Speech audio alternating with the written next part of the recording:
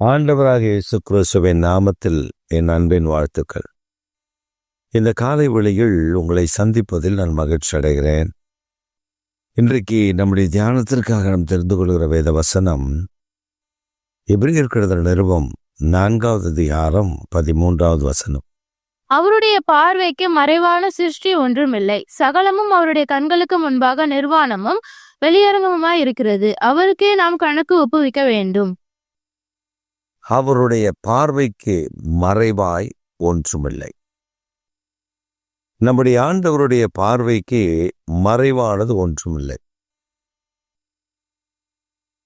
நம்முடைய வாழ்க்கையில் நாம் எத்தனையோ சோதனைகளை, பாடுகளை, பிரச்சனைகளை, போராட்டங்களை, அவமானங்களை, நிந்தனைகளை கடந்து வந்திருக்கலாம். ஆனால் வேதம் சொல்லுகிறது, அவர் பார்வைக்கு மறைவானது ஒன்றுமில்லை.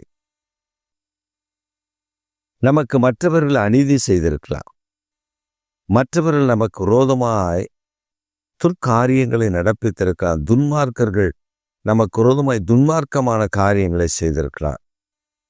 யார் அதை பார்த்தார், யார் அதை கேட்பார், நான் செய்கிறது தான் என்றெல்லாம் சிலர் நினைக்கலாம். நம்முடைய வாழ்க்கையிலையும் அப்படி நம்ம கடந்து வந்த பாதைகள் இருக்கும். ஒரு சமயம் எனக்கு அந்த பெரிய அனுபவம்லாம் இருக்கு. அதில்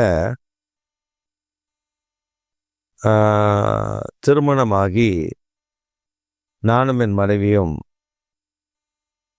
எங்கள் வீட்டுக்கு வருகிறோம். அப்போ எங்கள் வீட்டில் எங்கள் அம்மா, இந்த வீட்டில் உங்களை வைக்க முடியாது, நீங்கள் வாடகைக்கு போங்க, கீழே ஒரு போர்ஷன் காலி ஆனதுக்கப்புறம் நீங்கள்லாம் வரலாம் அப்படின்னு சொல்லி எங்களை கொண்டு போய் இன்னொரு இடத்துல வச்சுட்டாங்க. அந்த சமயத்தில் எங்களுக்கு விரோதமாக பல தீமையான காரியங்கள் ஆலோசிக்கப்பட்டிருக்கிறது. ஆனால் கர்த்தர் அதெல்லாம் மாற்றிட்டார். ஏன்னா அவர் சகலத்தையும் காண்கிற தேவன். அவருக்கு முன்பாக நிர்வாணமும் வெளியரங்கமுமாய் இருக்கிறது.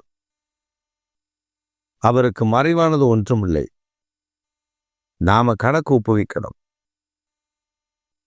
சில நேரத்தில் நம்ம நினைக்கிறோம், அதை யார் பார்த்தா, அது யார் கணக்கு கேட்பா, அது யாரு அதை மனதில் வச்சிருப்பா, நான் செய்கிறது தான்.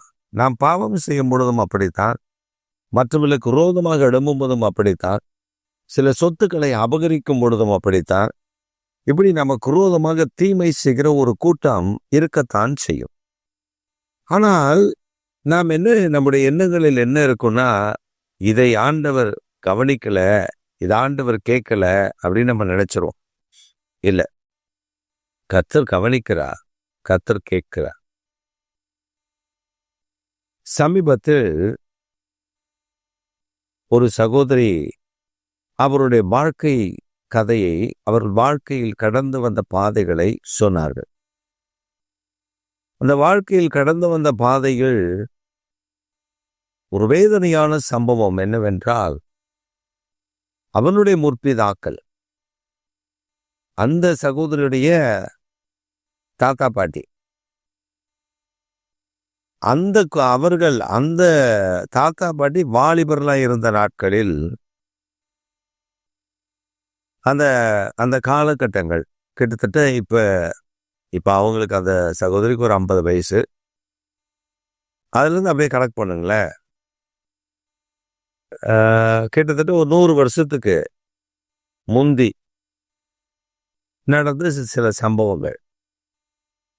அவங்க பெரிய தோட்டம், பெரிய ஆசீர்வாதத்தோடு இருந்திருக்கிறார்கள்.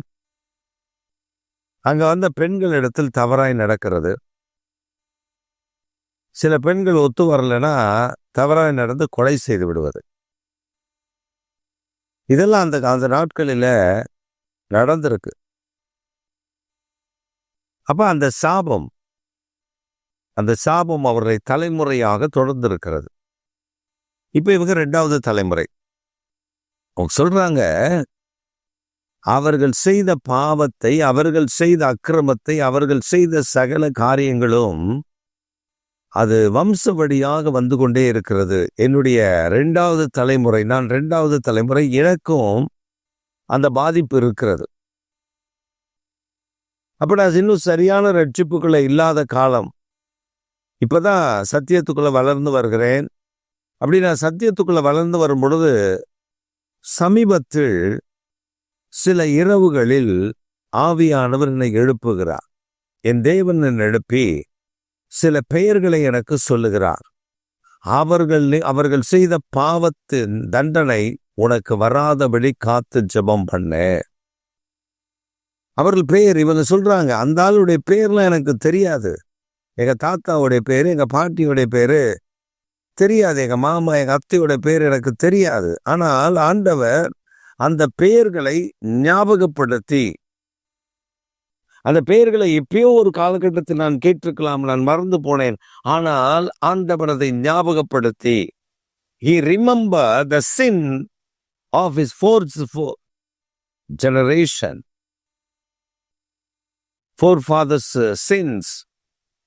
முற்பிதாக்களுடைய பாவங்களை அவர்களுக்கு அறிவித்து, இதிலிருந்து ஒரு பெரிய விடுதலை வேண்டும், இந்த சாபும் உன் குன்னையும் உன் பிள்ளைகளையும் இனி தொடக்கூடாது என்று சொல்லி ஆண்டவர் ஜெபிக்க சொல்லி இருக்கிறார். கணக்கு ஒப்புவிக்க வேண்டும். நாம் இன்றைக்கு செய்து விடலாம். நமக்கு விரோதமாய் சிலர் செய்கிறதை இப்ப நீங்க பார்க்கலாம். அவர்கள் இன்றைக்கு செய்து விடலாம். ஆனால் அவர்கள் கணக்கு ஒப்புவிக்க வேண்டும். They have to give account to the God. They never ever hide anything to God. தேவனிடத்தில் அவர்கள் எதையும் மறைத்து விட முடியாது. Because he is omnipotent, he is almighty God. He knows everything, everything, everything. When you enter into the heaven, the Lord will show you everything to you, whatever you have done in this world. Then you have to get the deeds. Then you have to get the wages for your sin. This is what God gave as judgment to each and everyone in this world. If your sin completely cleansed by the blood of Jesus Christ, இயேசு கிறிஸ்துவின் இரத்தத்தினாலே உங்களுடைய பாவங்கள் கழுவப்பட்டால் அந்த பாவத்தின் தண்டனையிலிருந்து தப்பித்துக் கொள்ளலாம். இதுதான் வழி. ஆனால் நாம் செய்கிற அக்கிரமங்களுக்கெல்லாம் கணக்கு இருக்கிறது. அவர் கேட்பார். சில ஆண்டுகளுக்கு முன்பு ஒரு ஃபைனான்ஸ் விடுகிற மனிதன், அந்த மனிதன் ஒரு வீட்டில் மாடு பண்ணை வைப்பதற்காக, மாடு வளர்ப்பதற்காக அந்த மனிதனிடத்தில் கடன் வாங்கியிருந்தார்கள். மாட்டில் பால் வந்து அவர்கள் ரெகுலராக கட்டி கொண்டே இருந்தார்கள். பல லட்சக்கணக்கில் கடன் அவரிடத்தில். அவர்கள் எல்லாவற்றையும் திரும்ப செலுத்திவிட்டார்கள். திடீரென்று ஒரு நாள் அவர்களுக்கு விரோதமாக ஏதோ ஒரு மந்திரமோ ஒரு செய்வனையோ செய்யப்பட்டு ஒரே நாளில் 10 மாடு மரித்தது. அடுத்த நாள் மீதமான மாடுகள் மரித்தது, கன்றுக்குட்டிகள் எல்லாம் மரித்தது. ஒரே நாளில் பல லட்சங்களை இழந்து கடனாளியாய் மாறிவிட்டார்கள். அவர்களுக்கு வேற வழி இல்லை. அவங்க வீட்டுக்காரர் ஒரு ஆலையில் வேலை செய்தவர். அந்த ஆலை அப்பொழுது நிறுத்தப்பட்டிருந்தது.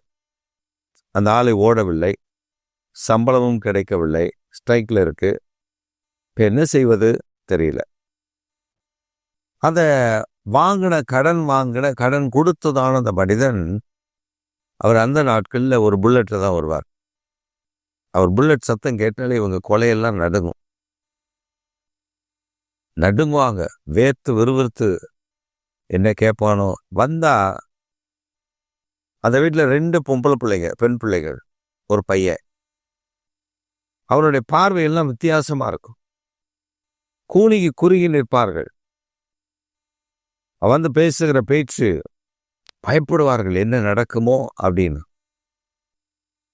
அப்படி ஒரு அராட்சகமான ஒரு மனிதன். இவர்கள் நாங்கள் கொடுத்து விடுகிறோம் என்று எவ்வளவோ சொல்லியும் அவளை மிரட்டுவான். சில நேரத்தில் கெட்ட வார்த்தைகளை பேசுவான். சில நேரத்தில் சில அத்துமீறல்களும் நடக்கும். நட்டுங்கி போயிருப்பார்கள் அந்த குடும்பத்தார்.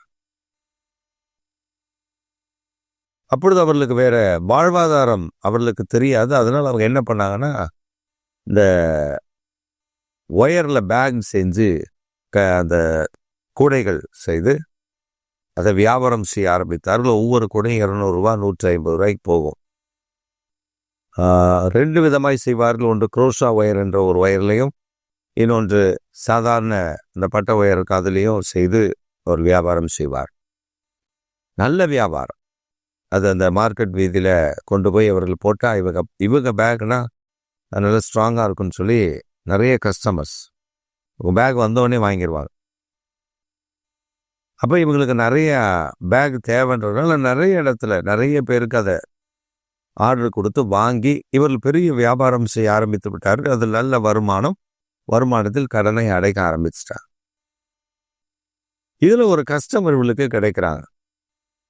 அதில் நம்ம எப்போதுமே அந்த மார்க்கெட்டில் காய்கறி மீன் வாங்க வருவாங்க. இவங்களோட ஒரு பழக்கம் ஏற்பட்டது. கஸ்டமர் ஆகிட்டாங்க. அவங்க வீட்டுக்கு, அக்கா உங்கள் வீட்டுக்கு நான் வரலாம், வாம்மா நான் கற்றுத்தரேன் எப்படி செய்யணும்னு சொல்லி கற்றெல்லாம் கொடுத்து அனுப்பினாங்க. எங்கள் வீட்டுக்காரும் சமீபத்தில் இறந்துட்டார். அதனால் நானும் சரிம்மா நான் உனக்கு கற்றுத்தரேன்னு சொல்லி இவங்க எல்லாம் கற்றுக் கொடுத்து அனுப்பி வச்சாங்க.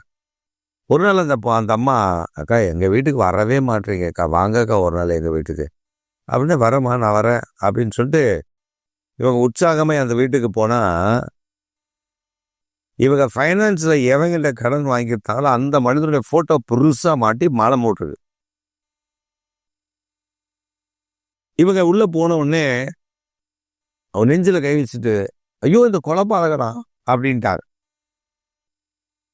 அந்த கூட்டிகிட்டு போன அந்த பெண்மணிக்கு பயங்கர ஷாக். என்னக்கா சொல்கிறீங்க, இது என் வீட்டுக்காருக்கா? ஐயோ இல்லைம்மா, வாய் தவறி வந்துடுச்சுமா, ஆனால் இவன் பொல்லாத மனுஷம்மா. ஆமாக்கா எனக்கும் தெரியும், மோசமான ஆளுன்னு தெரியும். இந்த வட்டி குட்டு எத்தனையோ பேருடைய சாபம்.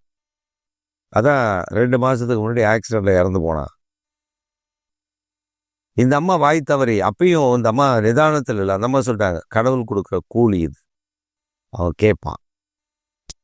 அப்போ நம்முடைய வாழ்க்கையில் நாம் ஒன்றை புரிந்து கொள்ளணும். நாம் செய்கிற சகல கிரியைகளுக்கும் அதற்கான பதில் உண்டு.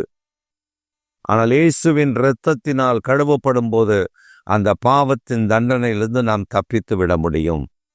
இந்த காலவில் பிரியமானவர்களே, உங்களுக்கு விரோதமாய் எந்த மனிதன் எந்த மனுஷி உங்களுக்கு விரோதமாய் செய்தார்களோ அதையெல்லாம் கர்த்தர் பார்த்திருக்கிறார், கணக்கு வைத்திருக்கிறார். அந்த கணக்கை அவரிடத்துல கேட்பார் என்ற மகிழ்ச்சியோடு நீங்கள் கர்த்தரை துதியுங்கள். ஆமென்.